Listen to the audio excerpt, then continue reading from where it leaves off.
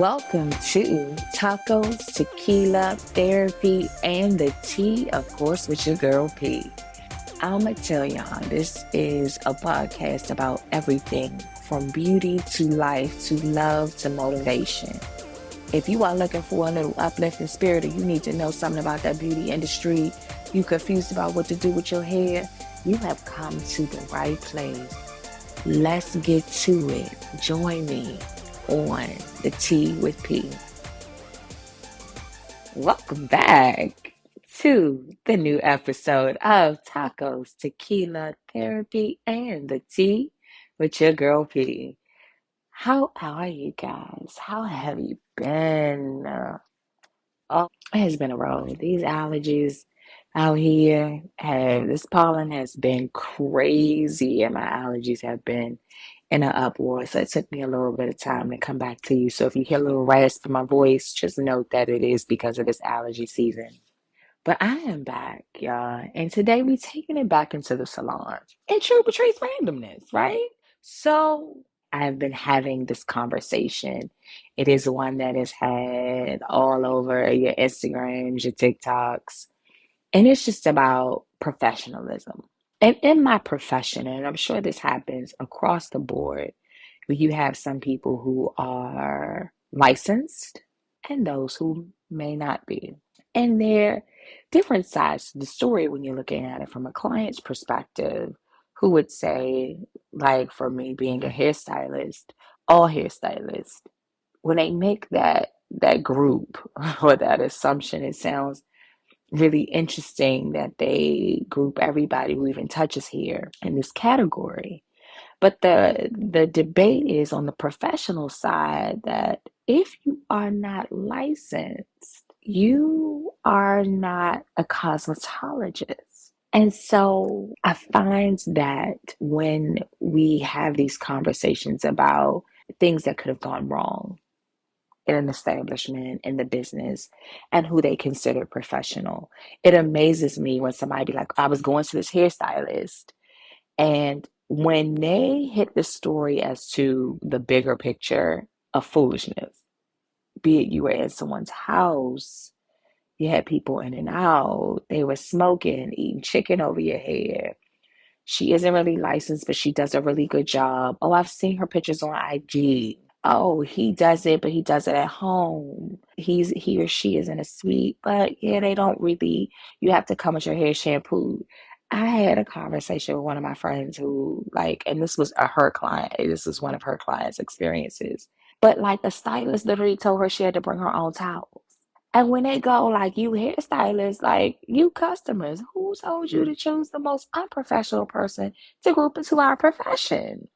Said the people with the licenses who actually care.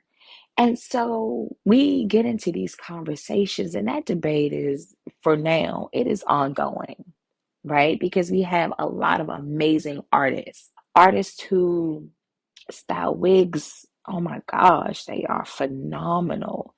Some may be licensed, some may not be, but the work is absolutely beautiful. You have some braiders, man, they are out here creating designs like nobody's business. But you have those who are not licensed, but they create amazing artistry. And so, from a professional standpoint, right, it's like, they're hairstylists. They doing it at home. You can't compare what I do in the salon, like really caring for the hair, talking to you about it, knowing and understanding the chemical reactions, taking classes, investing in myself or my profession. And there are a lot of hairstylists out here that do. And don't get me wrong, there may be some professionals with a license doing things that they are not very versed in. They just need extra education. It probably sometimes wasn't that they weren't taught that, because we get a long list of things under our license. But those who like to do amazing styles, who don't know much about the chemistry, sanitation, cleanliness, the business side of things, don't go grouping them into the same category as a professional salon. a cosmetologist. They aren't just hairstylists. These hair care professionals have gone to school, got licensed, they maintain their license. And that's a big thing. Some people, I have to tell people, like when I'm talking to people coming into the salon and new people, like, no, I'm a master at what I do. And they looking like, well, what makes you that? Like, I've taken several classes. I've been in this for years. I don't necessarily just take classes, but I also teach. I am all about the advancement and I'm about hair care. I am about the hair itself, not what's trending. You want to keep it? I got you. Right. And there's a lot of amazing professionals that will keep hair on your head. They are not going to give a customer something that does not suit them, that they should not have, that they may not be able to keep. There are a lot of hairstylists out there like that. So when you have the other side of this, when you have a customer who says, yeah, it's really hard for me to find a hairstylist. My question always is to them, where are you looking? And sometimes, like, it amazes me at what they deemed as to be like a good hairstylist for them. Now, when I say to each his own, to each his own. But when you are looking for hair care, do not look at just the style that the stylist performs, right? So I have come across people who literally will go to a salon or a specific person because of what they've seen them do. So they are going for a style. They're not talking about past, the present, or the future. They want a specific look, and they're going specifically for that. But when you are thinking about what do I want to do with my hair long term? Right now, my hair is in distress. You need to have a constant person who is a professional, not your cousin who did kind of go to school. She might know a little something, but she don't really do it. She's not really invested in it. Nah, sis can't help you. Shit, my damn cousin I went to a braider who makes her color her own hair and colors her own hair, blow dries it out, and comes in and she sells her hair growth oil. How do you know that that's going to help her? Well, you don't even know where her problems lie because you're just covering it up. And I had to ask my cousin, why would you buy a hair growth oil from somebody who doesn't even help you care for your hair? She just covers it up. She hasn't trimmed it, none of that, which makes no sense. But they'll be like these hairstylists. No, it's not these hairstylists. Maybe it's your judgment of the person that you chose. Now, if you went for the hairstyle and you got the hairstyle, okay, great. But when we look for care, you want that level of professionalism. That's not where you invested your money. You went for the style for the person, and that is their strong suit. That is their specialty. You can't say these hairstylists. Because on the professional side, we looking like, please do not group us in to this foolishness of people going in and you got to come in with your hair shampooed. You got to bring your own towels, color your own hair. Look, I don't do any of that. Like, what? That is absolutely absurd. But you want to blame the whole profession as to your problem and your lack of planning and your lack of research. One of the things that I have to tell customers or anybody who is looking for a salon, it is if you go into a salon looking for answers, looking for help, looking for hair care, and no one never asks you a question about where you've been and where you're trying to go, they don't care and you're not getting hair care. And that is the honest to God truth. If someone, and that is even coming from my professionals with a license who have been doing it, and it doesn't matter if you're new or you're old. If you are not asking a person what have they been doing with their hair and what they want to do with their hair, they don't care. They are here to get their money, give you the style, do whatever they said they was going to do, get you up out the chair. But if you're looking for hair care, you need to find that type of stylist that is going to give you the care. Now, I make sure because I don't braid no more. And I don't plan on braiding any longer ever. I don't even want to. I don't want to add it back onto the menu, and I'm not going to. But I will let my clients know, like, hey, I know a really good braider. I send them to people who are professional, and there are different types. So there's different braiders for different people. So I have kind of a rapport with my clients where I know what type of person they are, personality, and what type of salon they would fit in. And I give them usually 2 to 3 suggestions of, hey, maybe this person, and this person could work for you. What's the style that you're going for? Because we actually plan out the looks. As a professional, that's what I offer. And you get what you pay for. And it amazes me at how people will randomly just be like deciding today, this is what I'm going to do, and I'm going to go and do it. And when it goes far left or you come out bald head, you mad at the person that you went to that may not have been that professional, and you sat down and got that hairstyle. It was way too tight and you were okay with it. It was a crazy environment in their house and you were okay. It could have been a price point, it could have been convenience, it could have been time. It amazes me.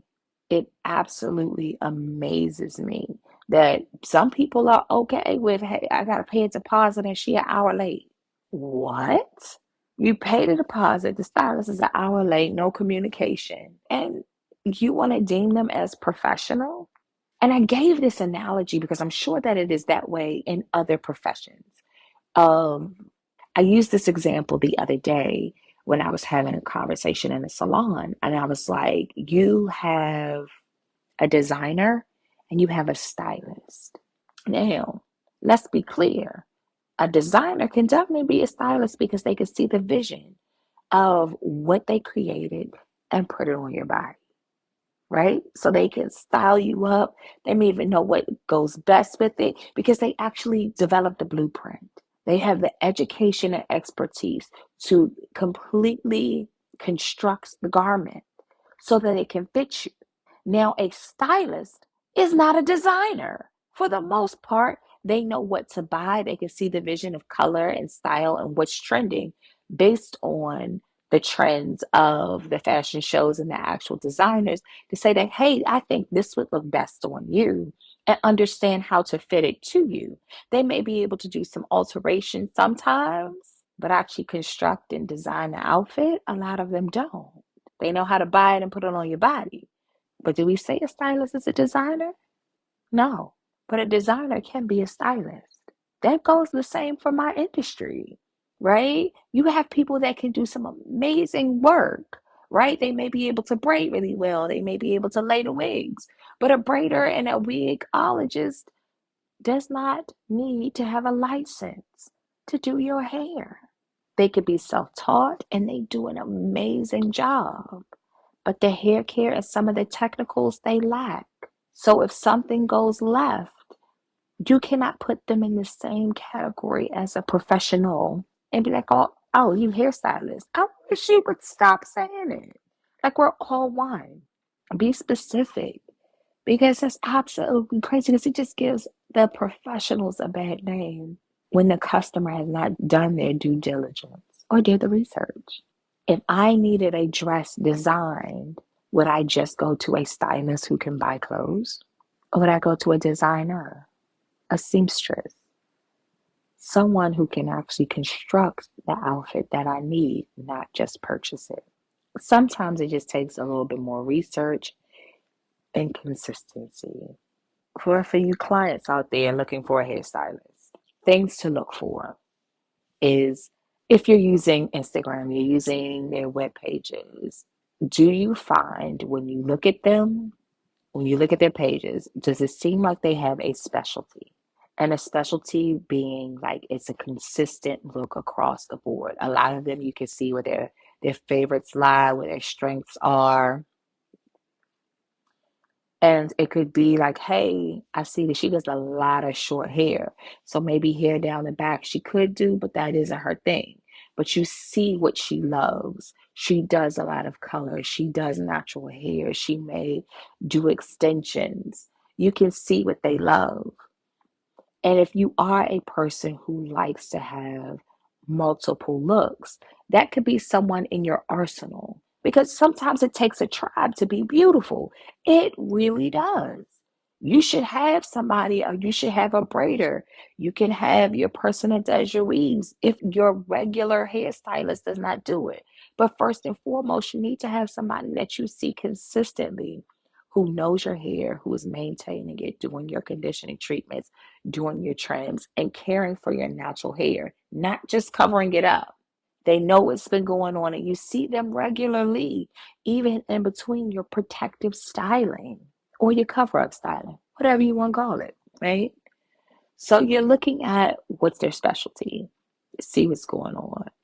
Second of all, when you book an appointment, as some require consultations, please, please, please take advantage of the consultation.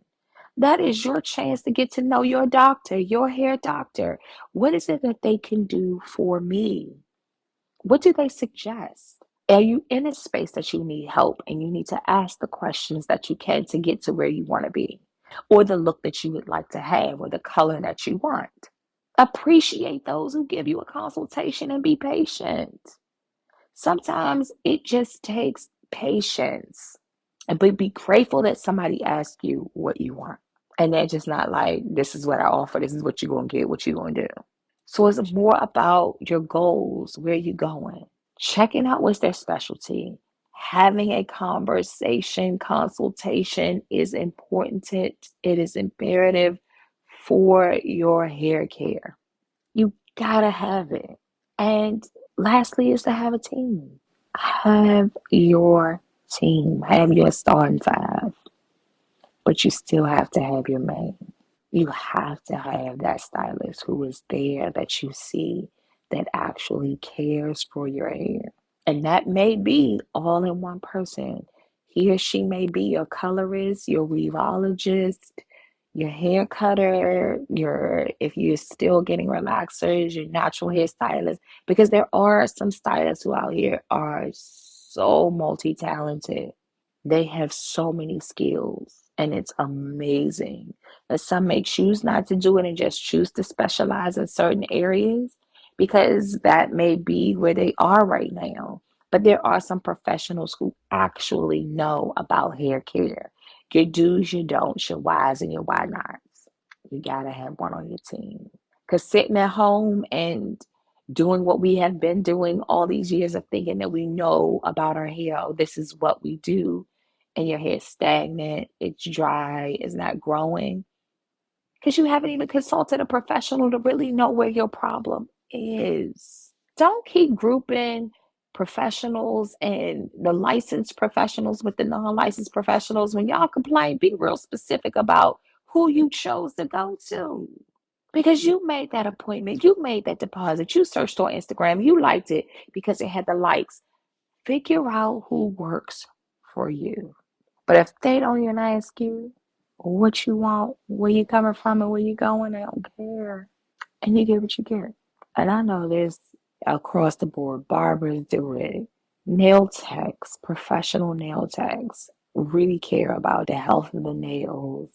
Makeup artists who are not just there to cover up blemishes, but can tell you about some that are estheticians and it can actually tell you about skincare and not just the makeup to cover it up. And you have some people who've been in these industries for a long time doing what they do, but it doesn't always mean that they're knowledgeable. That's facts. Doesn't mean that they're knowledgeable. Some people don't invest in learning something new, but you guys got to do a little bit more research with those who you consider professional and those who are not. So stop grouping us all together. I done gave y'all my whole professional spiel out here, my Patrice randomness. Stop grouping us all together.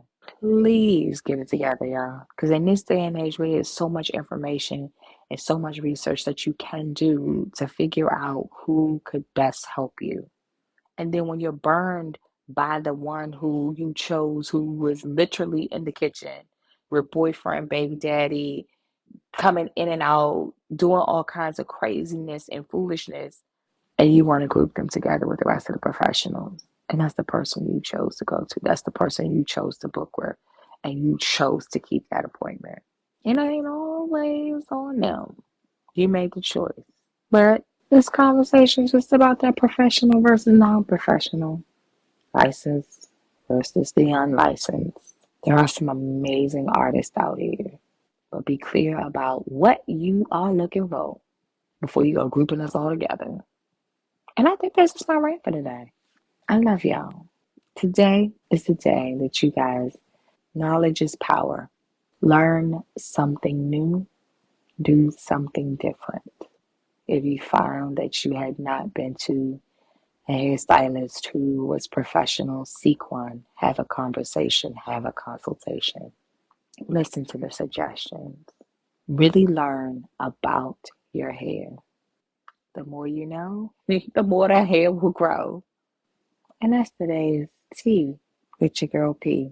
Until next time, I know you guys got options and you could have been anywhere, but you chose to be here with me. And I thank you. I thank you. I thank you. I thank you. Until next time, and all of that Patrice B randomness. See you soon. Thanks for spending your time with me. I know that you got options and you could have been anywhere else, but you chose to listen to your girl today. Don't forget to follow on all of your listening platforms. Share the episode. Tell a friend. Come on back. You can follow me on Instagram under Patrice Star or the Salon, which is the Design Studio _MD. I do have a website, and that is the Design Studio MD, and that MD is like MarylandDoctor.com. And we are on all of your listening platforms. We'll see you on the next Tuesday for some tacos, tequila, therapy, and the tea. Till next time.